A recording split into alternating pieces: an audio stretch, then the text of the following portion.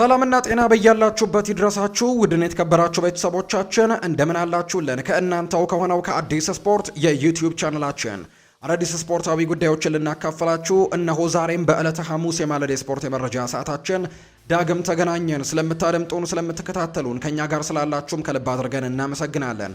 ትናንትና በተወዳጁ የእንግሊዝ ፕሪምየር ሊግ ተስተካካይ መርሃ ግብር አንድ ጨዋታ ተደርጓል። የፔፕ ጓርዲዮላው ማንቸስተር ሲቲ ከኦሊቨር ግላስነሩ ክሪስታል ፓላስ ጋር ያደረጉት ጨዋታ ትናንትና ምሽት በርካቶች በጉጉት ሲጠብቁት የነበረ ጨዋታ ነው። ከጨዋታው ጋር አያይዘን የምናነሳቸው ጉዳዮች ይኖራሉ። ዛሬ በስፓኒሽ ላሊጋ የሚደረጉ ጨዋታዎች አሉ። ሪያል ማድሪድ ከሪያል ኦቪዬዶ ጋር ዛሬ በኤል ኢስታዲዮ ሳንቲያጎ ቤርናቢው የሚያደርጉት ጨዋታ እንዲሁ በጉጉት የሚጠበቅ ሌላኛው ጨዋታ ነው። ከዛ ውጭ ግን በርከት ያሉ የዝውውር ጉዳዮችን እናነሳለን።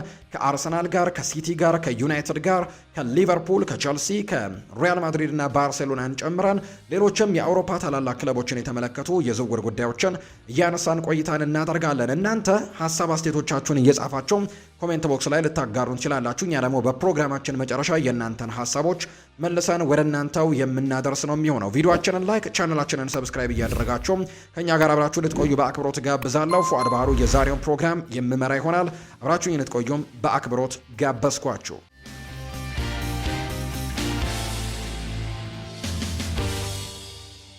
የሀገር ውስጥ መረጃን በማስቀደም ነው የዛሬ ፕሮግራማችንን ውድ ቤተሰቦቻችን የምንጀምረው። ትላንትና ሲጠበቅ የነበረ ጨዋታ አለ በሀገር ውስጥ። ትላንትና የኢትዮጵያ ብሔራዊ ቡድን ከ17 ዓመት በታች ብሔራዊ ቡድናችን ማለት ነው ወሳኝ የተባለውን ጨዋታ ትላንትና አድርጓል። የአፍሪካ ዋንጫ ተሳትፎ ላይ እንደሚገኝ ይታወቃል። በሞሮኮ አስተናጋጅነት በሚደረገው የአፍሪካ ከ17 ዓመት በታች ብሔራዊ ቡድኖች ውድድር ላይ ተሳትፎን እያደረገ ነው።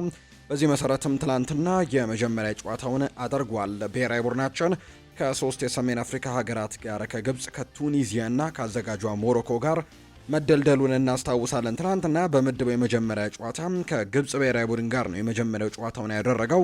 በጨዋታው ላይ ምንም አይነት ጎል ሳይቆጠር ጨዋታው ሁለቱ ብሔራዊ ቡድኖች 0-0 በሆናቸው ውጤት ነው ያጠናቀቁት። ቀይ ቀበሮቹ ወይም የኢትዮጵያ ከ17 ዓመት በታች ብሔራዊ ቡድናችን የምድብ ጨዋታውን ቅዳሜ ደግሞ ሁለተኛውን ጨዋታ ማለት ነው ከአዘጋጇ ሞሮኮ ጋር የሚያደርግ ይሆናል።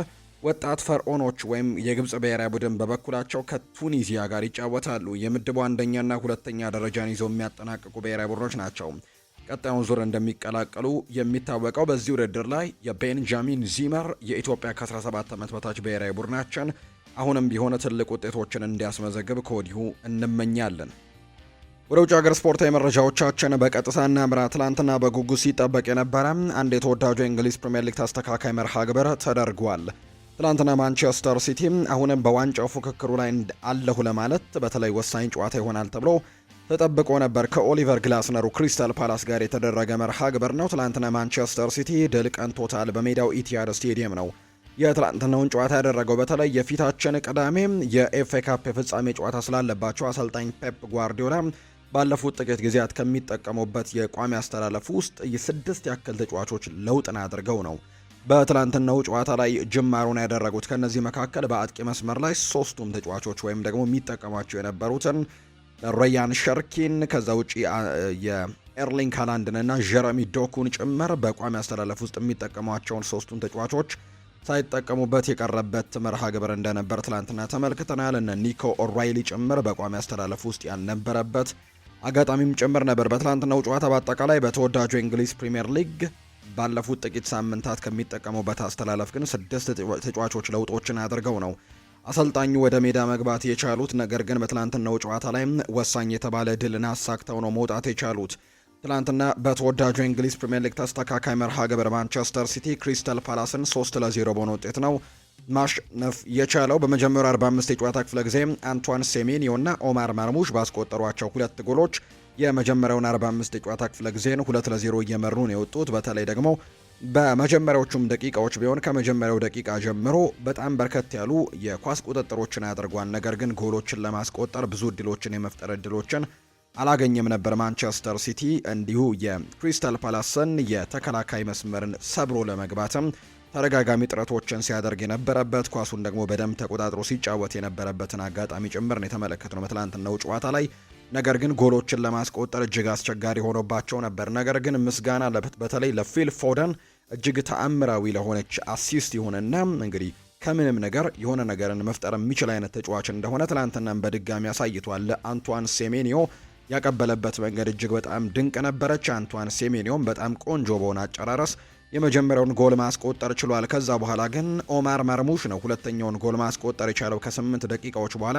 በተመሳሳይ ለዚህ ጎል መገኘትም እንዲሁ ፊል ፎደን አሲስት ያደረገው ተጫዋች ነው። ነገር ግን የኦማር መርሙሽ የግል ጥረት ደግሞ እጅግ በጣም ከፍተኛ እንደነበር ጭምር ነው የተመለከትነው። በአጠቃላይ በመጀመሪያው 45 የጨዋታ ክፍለ ጊዜ ማንቸስተር ሲቲዎች 75 በመቶ የኳስ ቁጥጥር ነበራቸው። እንዲሁ ደግሞ 10 የጎል ሙከራዎችን ያደረጉበት ነገር ግን ወደ ጎልነት የተቀየረው ግን የአንቷን ሴሜኒዮ ሙከራ ግን የመጀመሪያ ኦን ታርጌት ሙከራቸው ነበር። በአጠቃላይ በመጀመሪያ 45 ግን 3 ኢላማቸውን የጠበቁ ሙከራዎችን በአጠቃላይ ያደረጉበት እንደነበር ጭምር ተመልክተናል። በሁለተኛው 45ም የተወሰኑ የተጫዋቾች ለውጥን እንዲሁ ያደረጉበትም አጋጣሚ ጭምር ነበር። አሰልጣኝ ፔፕ ጓርዲዮላ ማለት ነው እነ ራያን ሸርኪን እነ ጀረሚ ዶኩን ጭምር ቀይረው ያስገቡበት አጋጣሚዎች ጭምር ነበር። ከዋና ተጫዋቾቻቸው የነዚህን ተጫዋቾች ለውጥ አድርገዋል። በዚህ መሰረትም ራያን ሸርኪ አመቻችቶ ያቀበለውን ኳስ ሳቪኒዮ ኳስና መረብን አገናኝቶ ማንቸስተር ሲቲን የ3-0 ድልም እንዲያሳካ አድርጎታል። አሁንም ቢሆን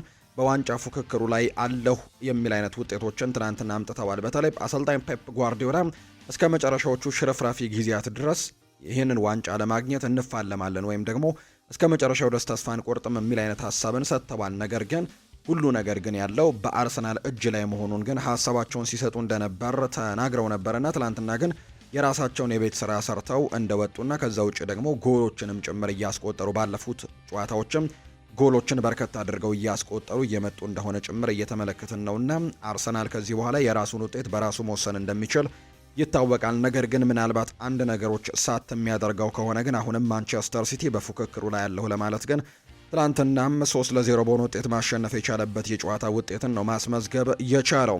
ማንቸስተር ሲቲ ማሸነፉን ተከትሎ ከሊጉ መሪ አርሰናል ያላቸውን የነጥብ ልዩነትም ወደ 2 ዝቅ ማድረግ የቻሉበትን አጋጣሚ አግኝተዋል። አሁን በፕሪሚየር ሊጉ የ2 ነጥብ ልዩነት ብቻ ነው በሁለቱ ክለቦች በማንቸስተር ሲቲ እና በአርሰናል መካከል ያለው። አሁን ተመሳሳይ ጨዋታ ብዛቶችን ነው ሁለቱ ቡድኖች ያደረጉት። አሁንም ቢሆን ግን አርሰናል ቀደም ብሎ ጨዋታ ያደርጋል። በሳምንቱ መጨረሻ ዕለተ ሰኞ ላይ ነው የቀድሞ ጨዋታውን የሚያደርገው። በተለይ መውረዱን ካረጋገጠው በርንሌይ ጋር የሚደረግ ጨዋታ በኤምሬትስ ስቴዲየም የሚደረግ ጨዋታ እንደሆነ ይታወቃልና ያንን ጨዋታ ያሸንፋል ተብሎ ይጠበቃል። ከዛ በኋላ ደግሞ ማንቸስተር ሲቲ ከቦርንመዝ ጋር የሚያደርገው እንዲሁ መርሃ ግብር እንዳለ ይታወቃል። ከዛ ውጪ የፕሪሚየር ሊግ የመጨረሻ ጨዋታ ደግሞ በፈረንጆቹ የቀን አቆጣጠር ሜይ 24 ሁሉም ጨዋታዎች እሁድ ዕለት የሚጠናቀቁ ነው የሚሆነው። ትናንትና ማንቸስተር ሲቲ ማሸነፉን ተከትሎ ነጥቡን 77 ማድረስ ችሏል። አርሰናል ምቾት እንዳያገኝ መጣር አለብን ብሏል። ትናንትና በጨዋታው ላይ ኮከብ ተብሎ የተመረጠው ፊል ፎደን ነው ይህንን ሀሳብ የሰጠው። የማንቸስተር ሲቲው ተጫዋች ፊል ፎደን ቡድናቸው አርሰናል ላይ ጫና ማሳደሩን መቀጠል አለበት ሲልም ጭምር ነው የተናገረው። ስለ ሊጉ ፍክክር የተጠየቀው ፎደን ጥረታችንና ጫና ማሳደራችንን መቀጠል አለብን ያለ ሲሆን አርሰናል ምቾት ማሳጣት ይገባናል ነው ያለው። በመጨረሻ ቀናት ብዙ ነገሮች ሊፈጠሩ እንደሚችሉ አውቃለሁ፣ ሲፈጠሩም ደግሞ ተመልክቻለሁ የሚለው ፎደን ብዙ ጊዜ ጨዋታዎች በፈለግከው መንገድ እንደማይሄዱልህ ልምዱ አለኝ ሲልም ጭምር ይናገራል። ስለዚህም ከኛ የሚጠበቀው ጥረት ማድረጋችንን መቀጠልና የቻልነውን ማድረግ ነው ሲልም ነው ፊል ፎደን እንዲሁ የተናገረው። ሌላኛው አሰልጣኝ ፔፕ ጓርዲዮላ ነው ሀሳቡን የሰጠው። ሊጉን የሚወስነው አርሰናል ነው ብሏል ጓርዲዮላ። የማንቸስተር ሲቲው አሰልጣኝ ፔፕ ጓርዲዮላ የሊጉ አሸናፊነት የሚወሰነው በአርሰናል ነው ሲሉ ጭምር ተናግረዋል። ፉክክሩ በአርሰናል ላይ የተመሰረተ ነው ያሉት ጓርዲዮላ እነሱ ቀሪ 2 ጨዋታዎችን ካሸነፉ እኛ ማድረግ የምንችለው አንዳችም ነገር የለም ሲልም ጭምር ነው የተናገረው። ስለ ኤፍ ኤ ካፕ ፍጻሜ ያነሱት ጓርዲዮላ ቸልሲ ሳምንቱን ሙሉ አርፎ ልምምድ አድርጓል፣ እንዲሁ ከሚስትና ከልጆቻቸው ጋርም እዛው ናቸው ሲሉ ተደምጠዋል። ነገር ግን እኛ ግን ገና መጓዝ አለብን፣ ድካም ይጠብቀናል ያሉት ጓርዲዮላ ቢሆንም ግን በቡድኑ ሙሉ እምነት አለኝ ሲሉም ጭምር ነው ሀሳባቸውን የሰጡት። በተለይ ጨዋታውን ለማድረግ ቼልሲ በደንብ ረፍቶችን ያደርገው ነው የመጣው፣ እኛ ግን የፕሪሚየር ሊግ ጨዋታም አድርገናል ዛሬ ብሏል ትላንትና ሀሳቡን ሲሰጥ። ከዛ ውጭ ደግሞ ጉዞዎችንም ማድረግ ይጠበቅብናልና የተወሰኑ ድካሞች ይኖራሉ ሲልም ጭምር ነው አሰልጣኝ ፔፕ ጓርዲዮላ የተናገረው። ነገር ግን እንዳልኳችሁ ከዋና ከሚባሉ ተጫዋቾቻቸው ለአብዛኞቹ ትናንትና እረፍት ሰጥተው ተቀይረው ግን የገቡ ተጫዋቾች እንዳሉ ጭምር ነው የተመለከትነው። ለማንቸስተር ሲቲ ትናንትና ወሳኝ የነበረ ድልን ያሳኩት። በአጠቃላይ በጨዋታው ላይ 73 በመቶ የኳስ ቁጥጥር ነበራቸው። ማንቸስተር ሲቲዎች ፉል ዶሚናንስ ነበራቸው በኳስ ቁጥጥሩ ረገድ ላይ። ክሪስታል ፓላሶች 27 በመቶ ብቻ ነበር የኳስ ቁጥጥር የነበራቸው። በአጠቃላይ ይሄ በሙሉ 90 ደቂቃው የተመዘገበ ቁጥራዊ መረጃ ነው።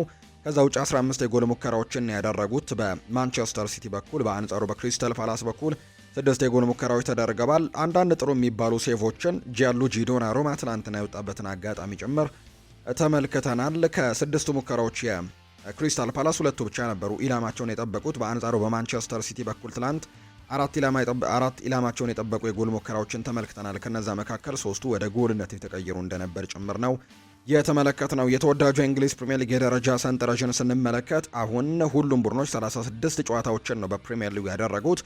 አርሰናል 36 ጨዋታዎችን አድርጎም በተለይ የሰበሰባቸው ነጥቦች ብዛት 79 ናቸው። 24ቱን በአሸናፊነት፣ 7ቱን በአቻ፣ 5ቱን በሽንፈት ነው ያጠናቀቀው።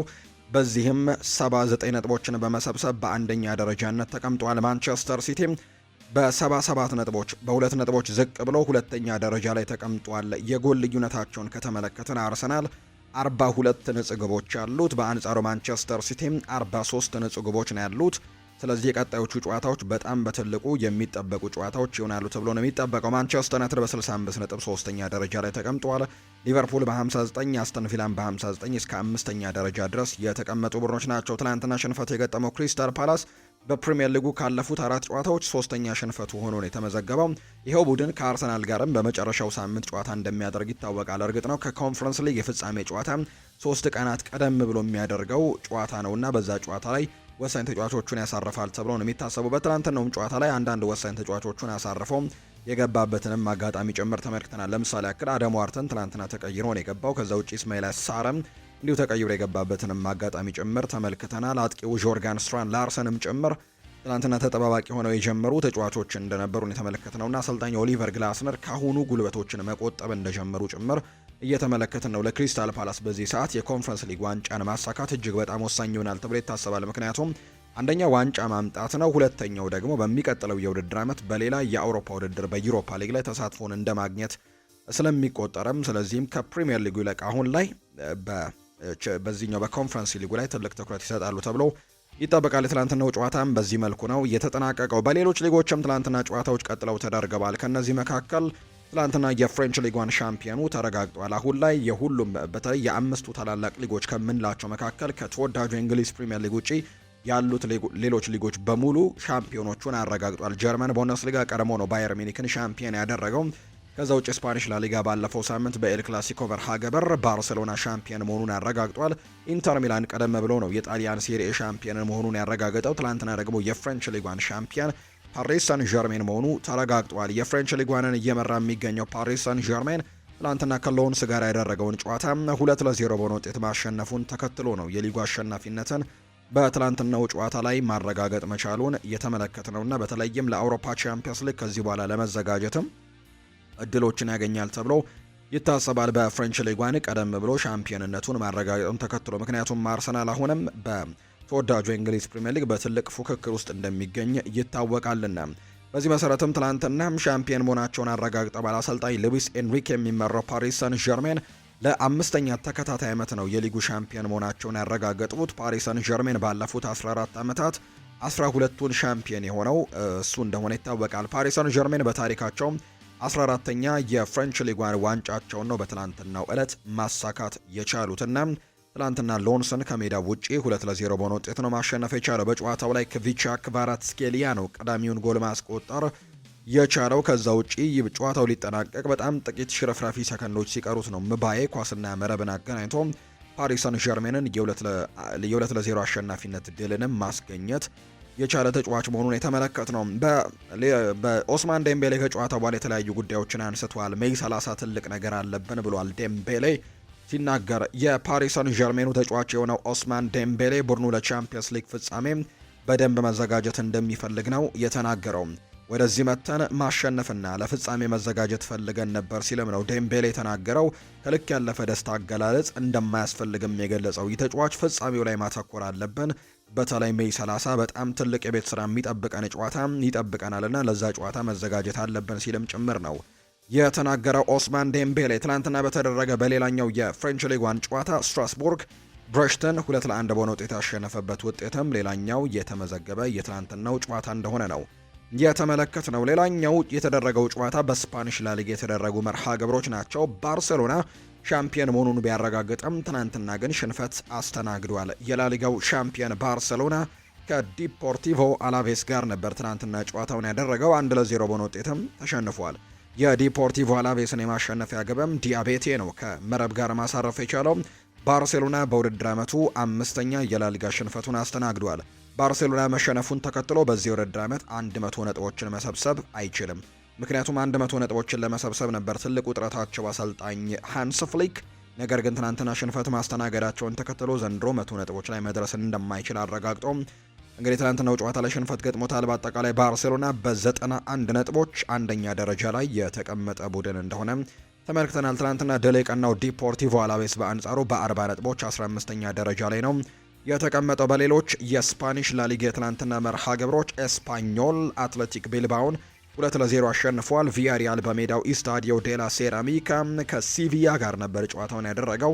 ሲቪያ 3-2 በሆነ ውጤት ማሸነፍ ችሏል። ሌላኛው ሄታፌ ደግሞ ማዮርካን 3-1 ያሸነፉበት የትላንትና ጨዋታዎች መሆናቸውን ነው የተመለከትነው። ዛሬ በስፓኒሽ ላሊጋ የሚደረጉ ጨዋታዎች ያሉ በተለይ በኤል ስታዲዮ ሳንቲያጎ ቤርናቢው ሪያል ማድሪድ እና ሪያል ኦቪዬዶ የሚያደርጉት መርሃ ግብር ይጠበቃል። ከዛ ቀደም ብሎ ግን ቫሌንሲያ በኢስታዲዮ ሜስታያ ጨዋታውን ያደርጋል። ከራዮ ቫይካኖ ጋር የሚደረግ ጨዋታ ነው። ምሽት 2 ሰዓት ላይ ይደረጋል።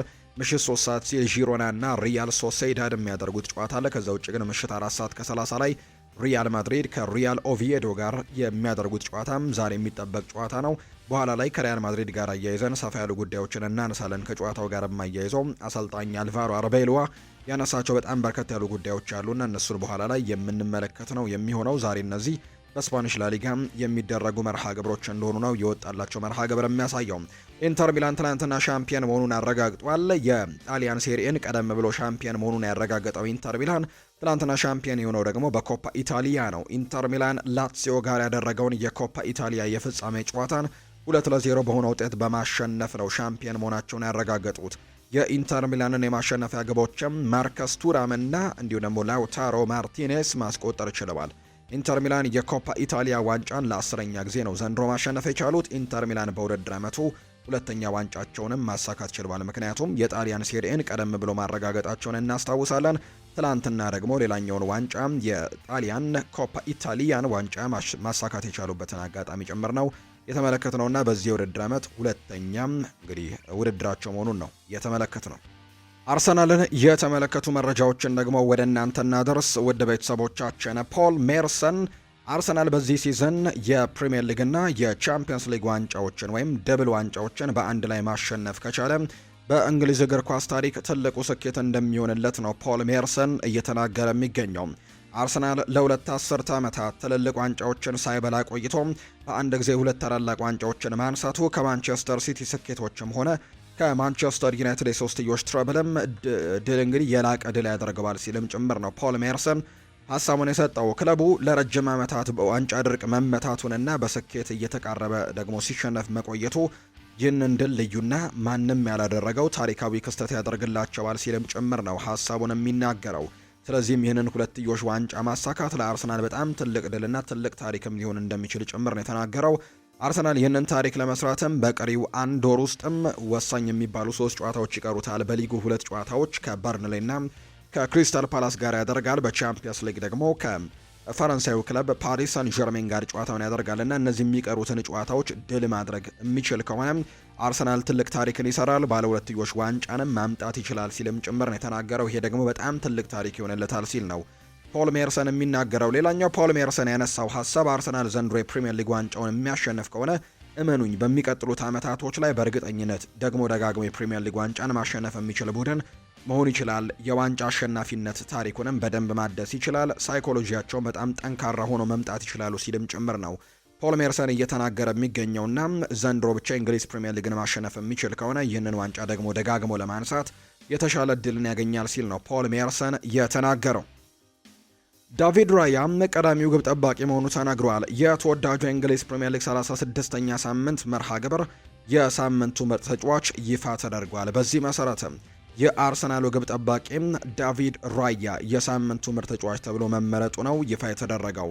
ዳቪድ ራያ አርሰናል ዌስትሃም ዩናይትድን ሲያሸንፍ ጥሩ የሚባል እንቅስቃሴን አድርጎ እንደነበር እናስታውሳለን። በጨዋታው ላይ ጥሩ የሚባሉ ሴቮችን አድርጓል። በተለይ ደግሞ ለጨዋታው ወሳኝ የነበረችዋና ተርኒንግ ፖይንት የነበረችዋን የማቲያስ ፈርናንዴስን ኳስ ያዳነበት መንገድ ደግሞ እጅግ በርካቶች ያደነቁትና አርሰናል በዛ ጨዋታ ላይ ነጥቦችን ይዞ እንዲወጣ ወይም ጨዋታውን አሸንፎ 3 ነጥቦችን ይዞ እንዲወጣ ያደረገ ትልቅ ኢንሲደንት ነው። ምናልባት ያ ጎል ተቆጥሮ ቢሆን ኖሮ ውጤቱ የተገላቢጦሽ ይሆን ነበር የሚሉ አይነት ሀሳቦች በርካቶች ይነሳሉና ዳቪድ ራያ የማቲያስ ፈርናንዴስን ያዳነበት መንገድ በርካቶች አድንቀውታልና በዚህ መሰረትም የአርሰናሉ ግብ ጠባቂ ዳቪድ ራያ የሳምንቱ ምርጥ ተጫዋች ተብሎ እንዲመረጥ አድርጎታል።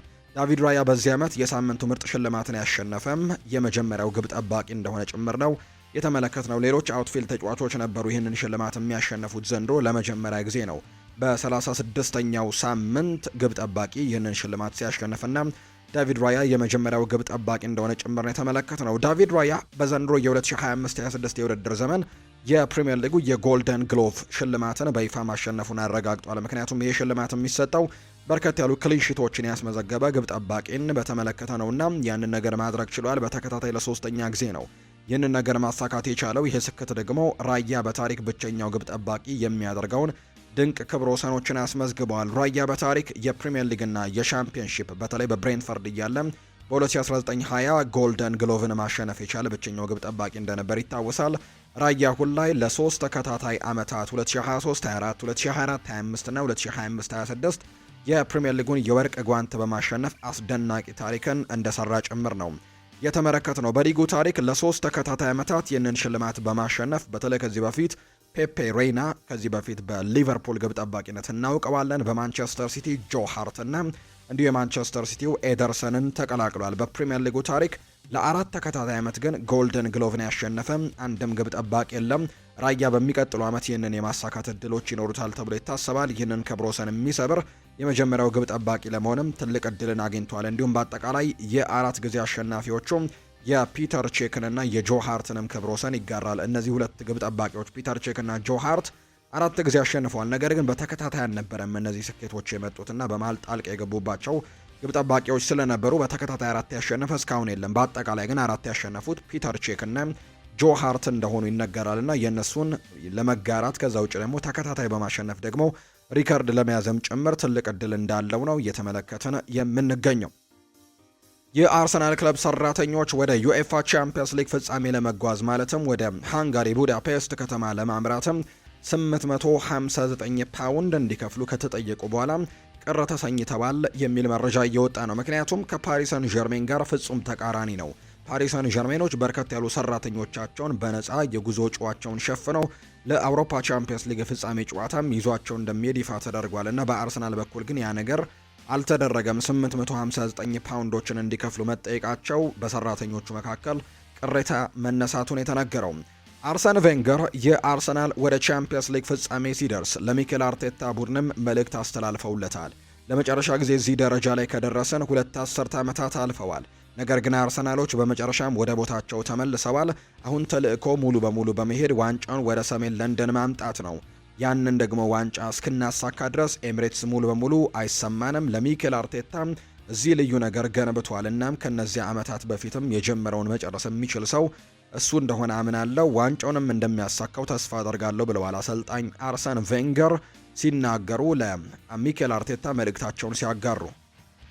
የማንቸስተር ዩናይትድ ጉዳዮችንም እንመልከት። ካሪክ በካሪንግተን በሚደረጉ የተለያዩ የእቅድ ስብሰባዎች ላይ በንቃት እየተሳተፈ እንደሚገኝ የሚያሳዩ መረጃዎች እየወጡ ነው። ተጫዋቾችም ሆኑ የክለቡ ሰራተኞችም ማይክል ካሪክ ኃላፊነቱን በቋሚነት እንደሚረከብም ትልቅ እምነት እንዳላቸው ጭምር ነው በተደጋጋሚ እየተገለጸ የሚገኘው። በተለይ ትላንትና የወጡ በርከት ያሉ የመረጃ ምንጮች እንደሚናገሩት ከሆነ አሰልጣኝ ማይክል ካሪክ በቋሚነት የመቀጠሉ ድል በጣም እየሰፋ መምጣቱን የሚያሳዩ መረጃዎች ናቸው ያሉት። በተለይ ዩናይትድ እንደ አንቶኒ ኢራኦላ እና እንደ ኡናይ ኤምሪ ያሉ አሰልጣኞችን ጨምሮ የተለያዩ አማራጮችን ሲያጠና የቆየ እንደሆነ ይታወቃል። የክለቡ ሰራተኞችም በበርካታ እጩዎች ላይ ምርመራዎችን ያደርገባል። የክለቡ ስራ አስፈጻሚዎች የመጨረሻ ውሳኔ ለመስጠት እስከ ውድድር ዘመኑ ማብቂያ ድረስም ለመጠበቅ ፈልገው የነበረ ቢሆንም አሁን ላይ ግን የቻምፒየንስ ሊግ ተሳትፎ በመረጋገጡ ጉዳይ ላይ በይፋም አሁን ላይ መያዛቸው እንደተነገረ ነው ዘገባዎች የሚጠቁሙት። የአዳዲስ ተጫዋቾች ዝውውር ዝግጅት በጥሩ ሁኔታ እየተከናወነ ሲሆን ወደ ክለቡ ሊመጡ ለሚችሉ ተጫዋቾችም በማን ስር እንደሚጫወቱ መለየትም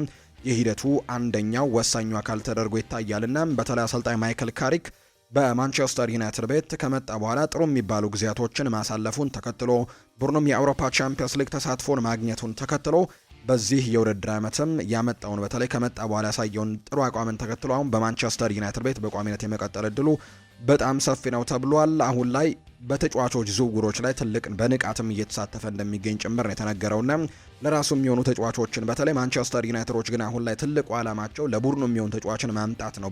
በአንድ አሰልጣኝ ሲስተም ላይ ብቻ ተመርኩዘው ተጫዋቾችን የማምጣት እቅዱ የላቸው። በተለይ ባለፈው የክረምት የተጫዋቾች የዝውውር መስኮት በጣም ስኬታማ የሚባል የዝውውር መስኮትን ማሳለፋቸው የሚታወቅ ነው። ግብ ጠባቂው ሴኔ ላሜንስን አምጥተው ጥሩ ጊዜያቶችን እያሳለፈ ነው። እነ ማቲያስ ኩኛ፣ እነ ብሪያን ኤምቤሞ፣ ቤንጃሚን ሼስኮም ጥሩ ነገሮችን እያደረጉ ነውና እንደዚህ አይነት ስኬታማ ዝውውሮችን ዘንድሮ ማድረግ ትልቁ ፍላጎታቸው ነው። በፕሪሚየር ሊጉ የተፈተነ ፕሪሚየር ሊጉን በደንብ የሚያውቀው ከዛ ውጭ ደግሞ እድሜው እስከ 26 አካባቢ የሆነ ጥሩ የሚባሉ ተጫዋቾችን ማምጣት ሙከራዎችን እያደረጉ ነውና ካሪክ ደግሞ ለቀጣዩ አሰልጣኝነትም በትልቁ የታጨ እንደሆነ ነው ዘ አትሌቲክ ይፋ ያደረገው። ከዛ ውጪ ማይክል ካሪክ ሰር አሌክሳንደር ቻፕማን ፈርጉሰን ዩናይትድን ለቀው ከወጡ በኋላ ከመጡ በርከት ያሉ ካሉ አሰልጣኞች መካከል የተሻለ ጨዋታን የማሸነፍ ንጻሬ ወይም ደግሞ ዊኒንግ ፐርሰንቴጅ ያለው አሰልጣኝ እንደሆነ ኦፕታ የተባለው ቁጥራዊ መረጃም ይፋ አድርጎታል። ከዛ ውጪ ግን ፋብሪዚዮ ሮማኖ ማንቸስተር ዩናይትድ ማይክል ካሪክን በቋሚነት ለማስቀጠል ፍላጎቶች እንዳሉት አረጋግጦታል። ፋብሪዚዮ ሮማኖ ማንቸስተር ዩናይትድ እና ማይክል ካሪክ ለሚቀጥሉት የውድድር ዘመናት አብረው ለመቀጠል መዘጋጀታቸውን ይፋ አድርጓል። ቀደም ሲል እንደተዘገበው ላለፉት ሳምንታት እድሉን ሲያሳፋ የነበረ ሲሆን በክለብ ውስጥም ያሉት አካላት ሁሉ ካሪክ መቆየት እንዳለበት ነው የሚሰማቸው። ተጫዋቾች፣ አመራሮች፣ በአጠቃላይም ሁሉም ሰው በአንድ አቋም ላይ እንዳለ ጭምር እየተነገረ ነው። በቀጣይ ውይይቶች ወደ መጨረሻው ደረጃ እንደሚደርሱና አዲስ ውል ደግሞ እንደሚፈርሙ ጭምር እየተነገረ እንደሚገኝ የሚያሳዩ መረጃዎች ናቸው እየወጡ የሚገኙት። ማንቸስተር ዩናይትድ አንድሬ ኦናና በሚቀጥለው የውድድር ዘመን በቡድን ውስጥ ይቆያል ብሎ በጭራሽ አይጠብቅም። ካሜሮናዊው ግብ ጠባቂም ተመልሶ ከሴኔ ላሜንስ ጋር ለቋሚ ተሰላፊነት ለመፎካከር ቢፈልግም ክለቡ ግን ቀደሞኑ ሌሎች አማራጮችን መፈለግ ጀምረዋል። በተጨማሪም ዩናይትድ በዚህ የክረምት የተጫዋቾች የዝውውር መስኮት አዲስ ግብ ጠባቂ ለመፈለግም ወደ ገበያው ለመግባት ዝግጁ ነው። ምክንያቱም አሁን ላይ አንድሬ ኦናናን በቡድኑ ያቆያል ተብሎ አይጠበቅም። ከዛ ውጭ ደግሞ ሌላኛው ቱርካዊ ግብ ጠባቂ ሆነው ደግሞ አልታይ ባይንደርም ወደ ቱርክ ክለቦች ያመራል ተብሎ ከሚጠበቁ ሰዎች መካከል አንደኛው ነውና ማንቸስተር ዩናይትድ የግድ ለሴኔ ላሜንስ ተፎካካሪ የሚሆን ሌላ ሁለተኛ ግብ ጠባቂ ለማምጣትን ሙከራዎችን ያደርግ ይሆናል እንጂ አንድሬ ኦናናን በዚህ ክለብ ውስጥ የማስቀጠል እድሉ በጣም ጠባብ የሆነ እድል እንደሆነ ነው ዘገባዎቹ የሚጠቁሙት። የሊቨርፑል ጉዳዮችን ደግሞ ወደ እናንተ እናድርስ። ዳኒ መርፊ ይናገራል። የአርኔ ስሎት ጊዜ ያበቃ ይመስለኛል ሲልም ነው የተናገረው። ይህን ደግሞ ለማለት ዋናው ምክንያቴ እሱን ስለጠላሁት አይደለም። እሱ ጥሩ ሰውና በጣም ጎበዝ አሰልጣኝ እንደሆነ በተደጋጋሚ ስናገር ቆይቻለሁ ሲልም ይናገራል ዳኒ መርፊ ሀሳቡን ሲያጋራ። ነገር ግን እውነታው የሊቨርፑል ደጋፊዎች በተለያዩ ምክንያቶች በጣም ጠንካራ ተጽዕኖ ያላቸው መሆኑን መገንዘብ ይገባናል። አሁን ይሁን ወይም ደግሞ የውድድር ዘመኑ ከጀመረ ከጥቂት ጊዜ በኋላ የማይቀረው ስንብትን መመልከታችን አይቀርምና የአርነ ስሎት ጊዜ ያበቃለት ይመስለኛል። ምክንያቱም በርከት ያሉ ደጋፊዎች ከመልቀቅ ጋር በተያያዘ አሁን እያጉረመረሙበት እንደሚገኙ ሰምቻለሁና የአርነ ስሎት ጊዜ ያከተመለት ይመስለኛል ብሏል ዳኒ መርፊ ሲናገር። ሊቨርፑሎች ሉዊስ ሆልንን ማስፈረም አለባቸው ነው ያለው ዳኒ መርፊ። ከሚሎስ ኪርኬዝ ጋር ትክክል ተፎካካሪ ሆኖ ሊጫወት የሚችል እንጂ ተቀያሪ የማይሆን ተጫዋችን ሊያመጡ ይገባል ብዬ አስባለሁ። እንደ እውነቱ ከሆነ ወደ ቡድኑ ገብቶ ጥራት ያለው ጨዋታን የሚያሳይ ኪርኬዝን የሚገፋውና ምናልባትም ሊበልጠው የሚችል በደንብ የታወቀ ተጫዋችን ማምጣት አለባቸው። የሚሎስ ኪርኬዝ ዝውውር ያን ያክል አልተሳካም። እውነቱን ለመናገር በኒውካስል ዩናይትድ በኩል ያለው ሁኔታ እንደተጠበቀ ሆኖ እኔ የሉዊስ ሆል ትልቅ አድናቂ ነኝ። እሱ ድንቅ ተጫዋች ነው። ብሩህ የእግር ኳስ ተጫዋች ይመስለኛል። ለአንድ መከላከልም ሲመጣም ደግሞ በጣም ጎበዝ የሆነ ተጫዋችም እንደሆነ ጭምር አውቃለሁና ሊቨርፑሎች ምናልባት ሉዊስ ሆልን ቢመለከቱ ትመርጣለሁ ሲልም ነው ዳኒ መርፊ ጨምሮ የተናገረው። ፖል ስኮልስ ለቨርጂል ቫን ዳይክ አንዳንድ ሀሳቦችን ሰጥቷል። ለእኔ ቨርጂል ቫን ዳይክ በፕሪሚየር ሊጉ ብቻ ሳይሆን በዓለም እግር ኳስም ላለፉት ዓመታት ለተከላካዮች እንደ መመዘኛ ሆኖ የቆየም ተጫዋች ይመስለኛል። በእውነት በሱ ላይ መጫወት የማይቻል የሚመስልበት ጊዜ ነበር። ጠንካራና ረጋ ያለ፣ በአየር ላይ የበላይነት አለው። በመሬት ላይ ፈጣንና በተመሳሳይ ጊዜ መሪ እንደሆነ አውቃለሁ። በአብዛኞቹ ተከላካዮች የሚለየው ነገር ሁሉንም ነገር ምን ያክል ቀላል እንደሚያስመስለው ነው። በግዴለሽነት አይወረወርም ወይም ደግሞ በጫና ውስጥም አይደነግጥም። ጨዋታውን ገና ከመከሰቱ በፊትም በደንብ ያነበባል። ለሊቨርፑል በነበረው ምርጥ ብቃቱ ያንን የተከላካይ ክፍል ሙሉ በሙሉ ቀይሮታል። ለጠቅላላው ቡድንም የሰጠው በራስ መተማመንም የማይታመን ነበር ሲል ነው ፖል ስኮልስ ለቨርጂል ቫን ዳይክ የሚናገረው። አዎ በዚህ የውድድር ዘመን እንደ ማንኛውም ተከላካይ አስቸጋሪ ጊዜያቶች ነበሩትና ምናልባትም ለአንዳንድ ጨዋታዎች ላይ እንደ ወትሮ የበላይ ሆኖ አልታየም ይሆናል። ነገር ግን ለዓመታት በፕሪሚየር ሊጉና በዓለም እግር ኳስ ላይ ከታዩ ምርጥ ተከላካዮች ግን አንደኛው መሆኑን አይለውጠውም ሲልም ጭምር ነው የተናገረው ፖል ስኮልስ ስለ ቨርጂል ቫን ዳይክ ሀሳቡን ሲያጋራ። ሌላኛው ቤን ጃኮብስ ያጋራው መረጃ ነው። ከአሁን ጀምሮ እስከ ውድድር ዘመኑ ማብቂያ ድረስ ምን ሊቀየር ይችላል የሚል ጥያቄ ቀርቦለት ሲመልስ ሊቨርፑል የአውሮፓ ቻምፒየንስ ሊግ ተሳትፎን የማግኘት እድላቸው በጣም ሰፊ እንደሆነም ይታወቃል። ይህ ደግሞ ሊያሳኩት የሚችሉት ከፍተኛ ውጤት ነው። ይህም ግልጽ ከሆነ ቆይቷል። ስለዚህም ማንኛውም ግምገማ እስከ ክረምቱ ድረስ መቆየት አያስፈልገውም ተብሏል። ቀጣይነት ያለው ውይይትና መልሶችም ይኖራሉ። አርነ ስሎት የክረምቱ እቅድ አካል ነው ወይ? ያ ደግሞ ይመለስ ይሆናል። ኤፍኤስጂ እና የሊቨርፑል አመራር ቡድን በድንገት ክረምት ላይ ደርሰው አሁን የውድድር ዘመኑ ተጠናቋል፣ ሌላ የተለየ አመለካከት ይዘናል ካሉ ይህ ትልቅ የሀሳብ ለውጥና ያልተጠበቀ ሁኔታ ይሆናል። ስለዚህ አርነ ስሎት የመቀጠሉ ድሉ በጣም ሰፊ ነው ሲልም ነው ቤን ጃኮብስ እየተናገረ እንደሚገኝ መረጃዎች የወጡት። በክረምቱ የተጫዋቾች የዝውውር መስኮት ሊቨርፑልን የሚለቁ ሁለት ሌጀንዶች እንዳሉ ይታወቃል። ሞሐመድ ሳላህና አንድሬው ሮበርትሰን። እነዚህን ሁለት ተጫዋቾች በተመለከተም ጀረሚ ፍሪምፖንግ አንዳንድ ሀሳቦችን አጋርተዋል። እነሱ አሁንም ሊቨርፑል ውስጥ በነበሩበት ጊዜ የቡድኑ አካል በመሆኔ በጣም ደስተኛ ነኝ። እንደሚታወቀው ደግሞ በሚቀጥለው የውድድር ዘመን ይለቃሉ። ሮበርትሰን በሊቨርፑል ውስጥ ትልቅ ታሪክ ያለው ተጫዋች ሌጀንድ ነው። ሙሐመድ ሳላ ደግሞ በትልቁ የምታውቁት ነው። ስለዚህ ከነሱ ጋር መጫወት መቻሌ ለኔ በጣም ትልቅ እድል ነው ብለዋል ፍሪምፖንግ ሲናገር። ስብዕናቸውም ቢሆን በጣም ምርጥ ነው። በእውነት ምርጥ ተጫዋቾችና ምርጥ ሰዎች ናቸው ብለዋል። ከሙሐመድ ሳላ ጋር አብሮ መጫወትም በጣም ታውቃላችሁ፣ እሱ በእግር ኳስ ዓለም ውስጥ ካሉ ምርጥ ተጫዋቾች አንደኛው ነው። ስለዚህም ከሱ ጋር መጫወት ለኔ በጣም ደስ የሚል ታሪክ ነበር፣ በእርግጥም ከሮበርትሰን ጋር ጭምርም ይላል። እናም ደግሞ ለዚህ አጋጣሚ በጣም ትልቅ አመስጋኝ ነኝ ሲልም ጭምር ነው ጀረሚ ፍሪምፖንግ ስለ ሁለቱ የሊቨርፑል ሌጀንዶች አስመልክቶ አንዳንድ ጉዳዮችን ያጋራው። የቼልሲን ጉዳዮች ደግሞ እንመልከት። አንድሬ ሳንቶስ የኤፍኤ ዋንጫን ስለማሸነፍ ይናገራል። በእርግጥ የኤፍኤ ዋንጫ ለእኔ ብቻ ሳይሆን ለሁሉም ሰው ማሸነፍም ህልም ነው። የክለቦች የዓለም ዋንጫን አስቀድመን አሸንፈናል። እናም አንዳንድ ተጫዋቾች የኮንፈረንስ ሊጉንም አሸንፈዋል። ከቼልሲ ጋር ማሸነፍ ምን ያክል አስፈላጊ እንደሆነ ታውቃላችሁ። ነገር ግን ለማሸነፍ የቀሩትን 3 ጨዋታዎች ጠንክረን መስራት አለብን ሲልም ነው አንድሬ ሳንቶስ ሀሳቡን የሰጠው። ጋርናቾና ፔድሮ ኔቶ ለኤፍኤ ካፕ ፍጻሜ ከማንቸስተር ሲቲ ጋር እንደሚገኙ ተስፋ ተደርጓል።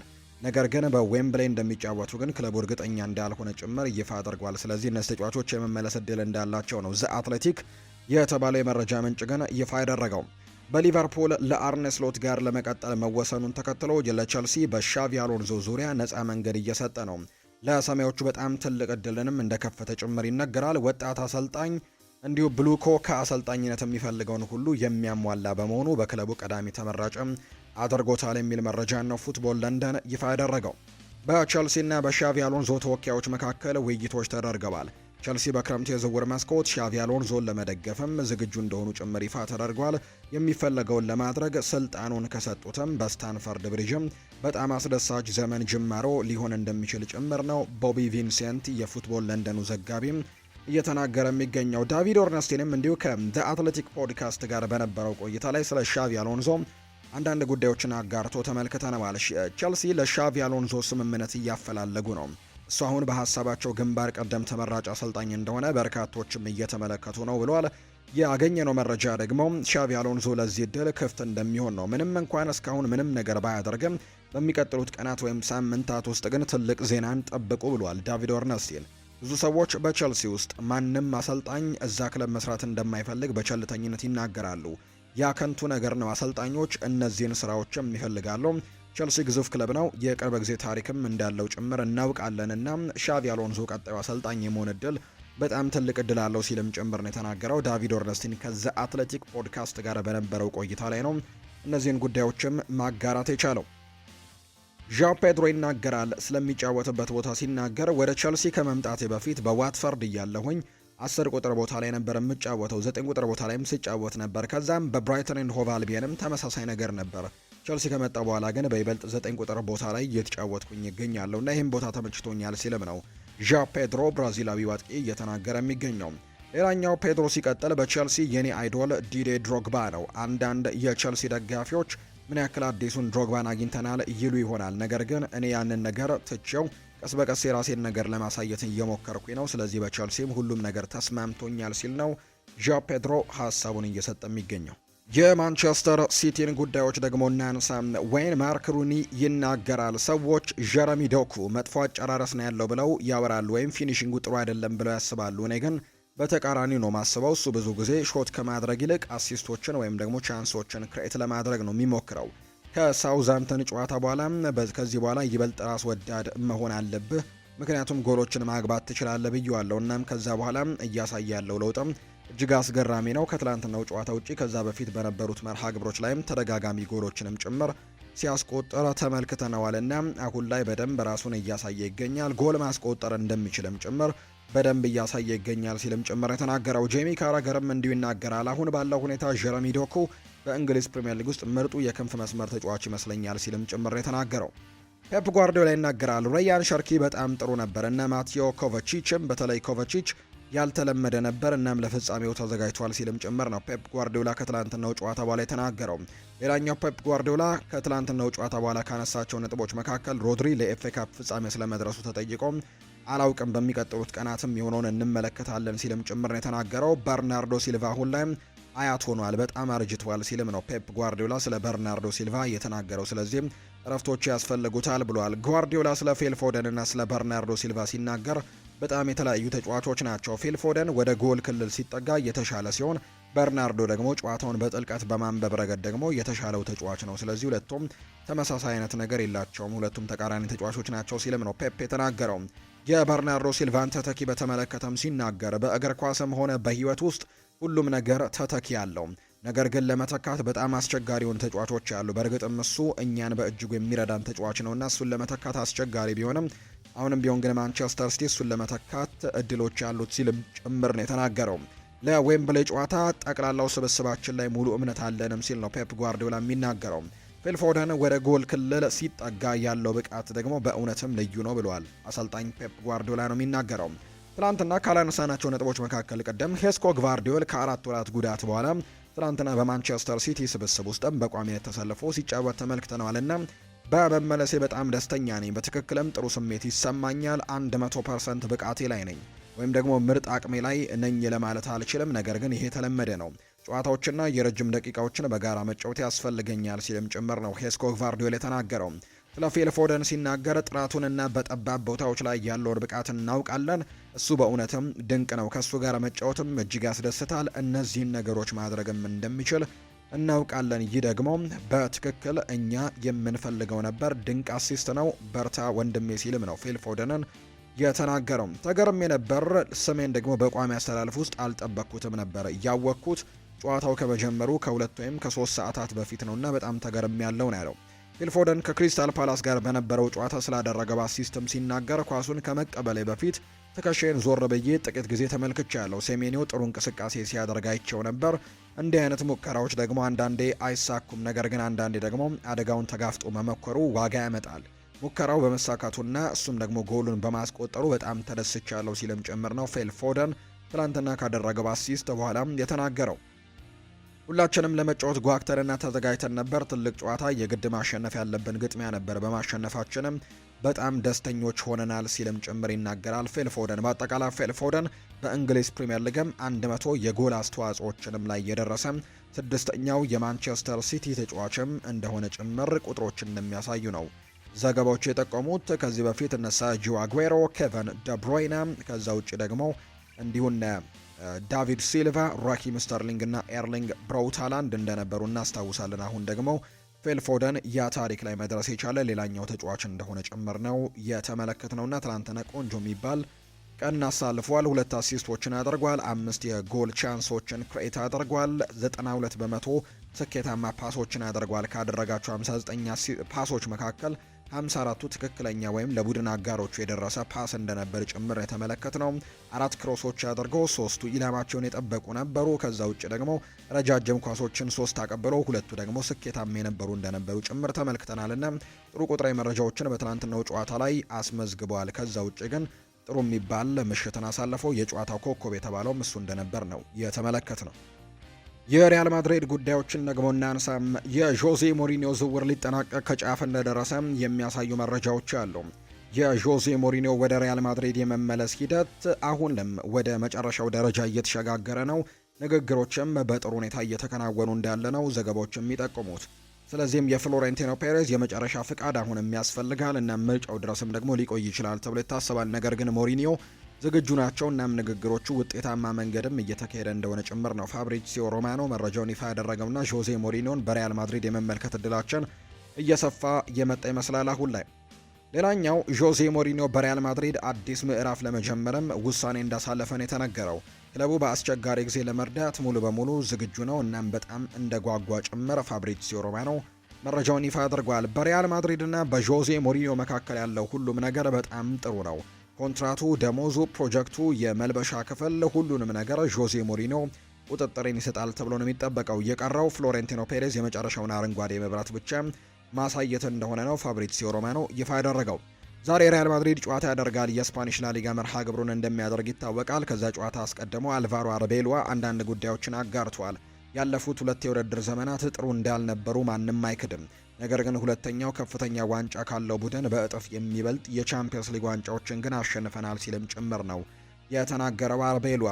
ስለ እኔና ስለ ሪያል ማድሪድ የወደፊት ቆይታ የሚነሱ ጥያቄዎችን በሙሉ እረዳለሁ። ነገር ግን ትኩረቴም በሚቀጥሉት ጨዋታዎች ላይ ነው። ከዚያም በሲቪያና በአትሌቲክ ክለብ ጨዋታዎች ላይ ለማድረግ የወሰንኩት ውሳኔን እንድታከብሩልኝ እፈልጋለሁ። ትኩረት ማድረግ ያለብኝም በእነዚህ ጨዋታዎች ላይ ነው ብለዋል አርቤሎዋ። ዳኒ ካርቫሃል ስላልተጠራበት ሁኔታም ጠይቀዋል ወይ እንግዲህ የሚልም ነገር ተከስቶ ነበር። የለም አላነጋገርኩትም፣ ነገር ግን በሙያው ካከናወናቸው ስኬቶች አንጻር አለመመረጡ የሚያሳዝን ነው።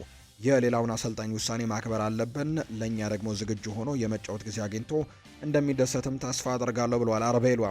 ማንን መጠራት እንዳለበት መወሰኑ የብሔራዊ ቡድኑ አሰልጣኝ ፋንታ ነው። ሁላችንም በሪያል ማድሪድ ውስጥ ያሉ ስፓኒሽ ተጫዋቾች ያላቸውን ብቃት እናውቃለን። እንዲሁም አሰልጣኙ ምርጥ እቅድ ይዞ ደግሞ እንደሚመጣም መተማመን አለብን ሲልም ነው የተናገረው። እንደ ተጫዋች ዘይቤ ደግሞ ያሉ ብዙ ግምቶች ውስጥ የሚገቡ ነገሮች አሉ። እሱም ውሳኔውን በእነዚያ ላይ ተመስርቶ የወሰነ ይመስለኛል። ለዛም ነው ያላካተተው ሲልም ነው የተናገረው። በምርጫ ሰዓት ፍሎሬንቲኖ ፔሬዝን ትመርጣለህ ወይ ተብሎም ተጠይቆ ነበር። እኔ መምረጥ አልችልም፣ ነገር ግን ፍሎሬንቲኖ ፔሬዝ ከመምጣቱ በፊት ይህ ክለብ ምን ይመስል እንደነበር አውቃለሁ። ከእሱ ጋር ያሳለፍናቸው 26 ዓመታት እጅግ ድንቅ ነበሩ። የሰራቸው ስራዎችም ስለ እሱ ራሳቸው ይናገራሉ ብሏል። ፍሎሬንቲኖ ፔሬዝ ለክለቡ ዋንጫዎችን ከማሸነፍ በላይ ብዙ ስራዎችን ሰርቷል። በእርግጥም እነዚያ ዋንጫዎች ልዩ ያደርጉናል፣ ነገር ግን እሱ ከዚያ እጅግ የላቀ ነገሮችን አድርጓል። ታሪካችን ይበልጥ አስደናቂ እንዲሆንም ትልቅ አስተዋጽኦን ያደረገው ፍሎሬንቲኖ ፔሬዝ ነው ብሏል አርቤሎዋ። ኬሊያን ምባፔ 100% ብቃቱን አቅሙን በክለቡ ሰጥቷል ተብሎም ጥያቄ ቀርቦለት ነበር። አዎ ያለምንም ጥርጥር ብሏል። አንድ የሪያል ማድሪድ ተጫዋች 100% ብቃቱን ካልሰጠም ያለበትን ቦታ አያውቅም ማለት ነው። ኤምባፔ ግን እንደዛ አይነት ሰው አይደለም ሲልም ነው የተናገረው።